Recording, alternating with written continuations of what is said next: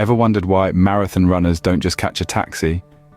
They'd still get to the finish line, and without all that panting and sweating too, but then again, where would be the fun in that? So, let me take you on a journey. Picture this. It's a beautiful morning, the sun is shining, and the Boston Marathon weekend has just kicked off.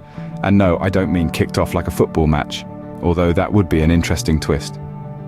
The Boston 5K and B.A.A. Invitational Mile are underway, featuring a record number of participants. It's like a wave of humanity, all running in the same direction.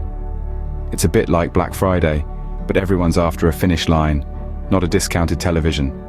American Cooper Thierry and Ethiopia's Fotien Tesfaye won the 5K, and no, Thierry didn't shed a tear, at least not that we know of. It's a bit like the old saying, there's no crying in baseball, but for running. And in the B.A.A. Invitational Mile, Americans Chrissy Gear and Casey Comer emerged victorious.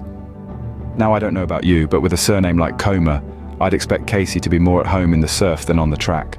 The event also included the B.A.A. Scholastic Miles and Middle School 1K races, and I have to say, those kids ran like they were on a sugar rush.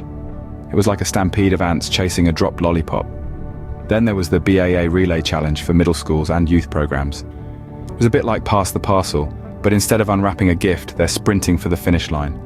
So, that's a snapshot of the Boston Marathon weekend, a whirlwind of sweat, cheers and the occasional banana peel.